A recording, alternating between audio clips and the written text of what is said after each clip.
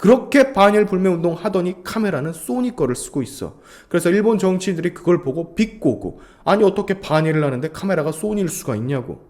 자, 오늘 새벽 정말 재밌는 기사 하나가 떴죠. 지금은 민주당에서 탈당한 이재명의 수족과도 같은 자, 코인 논란의 주인공, 하는 말마다 구설수에 오르는 참으로 많은 민주당 지지자들의 혀를 내두르게 한 김남국이가 웬일인지 일본에서 포착이 됐습니다. 아니, 그렇게 후쿠시마 괴담 선동에 일조한 그가 왜 일본에 처간 것일까요? 오늘은 아갈통으로는 반일을 외치고 사실 마음으로는 일본을 사랑하는 김남국에 대한 소식을 간단하게 전해드리도록 하겠습니다. 자, 여기 사진을 보시면 김남국으로 보이는 남성이 도쿄의 긴자 거리에서 횡단보도를 건너며 휴대폰으로 사진을 찍고 있는 모습이 포착된 거 보이실 겁니다. 아마도 도쿄 시내 거리를 본인 휴대폰에 담는 거겠죠. 이 사진을 찍어서 TV조선에 보도한 제보자는 얼마나 어처구니가 없었을까요? 아니, 그렇게 일본을 욕하고 그렇게 후쿠시마 괴담 선동에 일조한 사람이 갑자기 일본 거리를 거닐며 핸드폰으로 풍경을 담는 여느 관광객과 같은 모습을 하고 옆을 지나가고 있으니 얼마나 황당했을 거야. 기사에 따르면요, 도쿄 내 고급 백화점인 긴자 미쓰코시 백화점과 긴자를 상징하는 와코 빌딩의 시계탑을 촬영하고 있었다고 하네요. 지금 목격한 사람이 한둘이 아닌 것 같은데, 김남국을 목격한 사람들은 김남국이 추석을 맞아 도쿄를 여행하는 관광객 그 자체였다라고 합니다. 근데 지금 김남국이가 본인의 보좌진에게도 알리지 않고 일본을 간 모양인데, 김남국 측은 일본에 이미 약속된 지지자 모임 등 예정된 정치 활동에 따른 것이며 여행 경비는 모두 사비로 부담하고 잇따라 언론에 전달했다고 해요. 주저리 말이 많은 걸 보니 찔리기는 한가 봅니다. 경비는 물어보지도 않았었는데. 이 해명이 참 웃긴 게요, 아니 그렇게 반일을 하고 후쿠시마 괴담 선동을 해도 일정이 일본에만 잡혀 있다면 나이스를 외치면서 일본을 갈 수가 있는 건가? 아, 이제 스시 먹을 수 있다 하면서 가도 되는 겁니까? 자, 후쿠시마 괴담 선동, 반일 불매운동, 혐의를 냈던 정치인들의 전형적인 내로남불의 행태를 여러분은 지금 보고 계신 거예요. 만약에 우리였다면 일본에 대해 그렇게 괴담 선동을 쏟아내고 처리수 방류 때문에 일본 어린이들 DNA가 잘못될 거다, 기형아가 나올 거다, 이딴 거지 같은 말을 싸제끼던 전적이 있다면 우리는 아마 일본을 못 갔을 겁니다. 양심에 찔려서, 정상적인 사람이라면 말이죠. 그런데 이 민주당계 애들은 다릅니다. 얼굴에 철판을 너무도 두껍게 깔아놨기 때문에 뭐가 창피하고 쪽팔린지 모를 뿐더러 양심이라는 게 아예 없어요. 그래서 이런 행동을 할 수가 있는 겁니다. 김남국은 예상컨대 일본에서 일정을 소화하면서 일본의 많은 음식들을 처먹었을 거예요. 그 중에는 일본의 대표 음식 초밥, 스시, 해산물 음식이 많이 있었겠죠.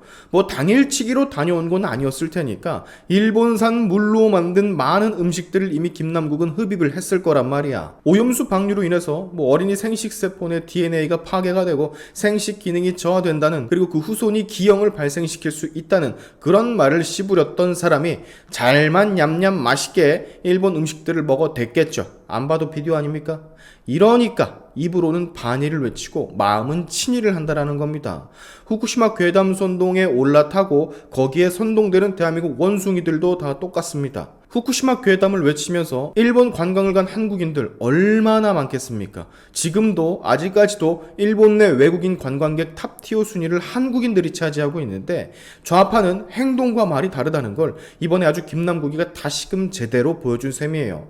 사실 여러분, 민주당의 이런 행태는 김남국 말고 이전에도 정말로 많았죠. 불과 바로 전에 일본의 처리수 방류를 규탄하러 간다라고 하면서 범야권 의원들 일본 비행기를 타고 갔다가 한 소리 또 들었잖아요. 이것도 마찬가지. 정상인이었다면, 우리 같은 정상인이었다면, 우리가 그렇게 일본을 욕하고 그렇게 혐의를 했다면 적어도 남의 시선들을 신경 쓰기 위해서라도 일본 항공기는 안 타지. 웬 말이야, 일본 항공기가. 조국 같은 케이스도 비슷한 맥락입니다. 일반 국민들의 자제들은 개천에 개구리로 살아도 된다라고 하면서 지 자식은 미국으로 유학 보내고 엘리트로 만들려고 하잖아. 범죄를 저지르면서까지.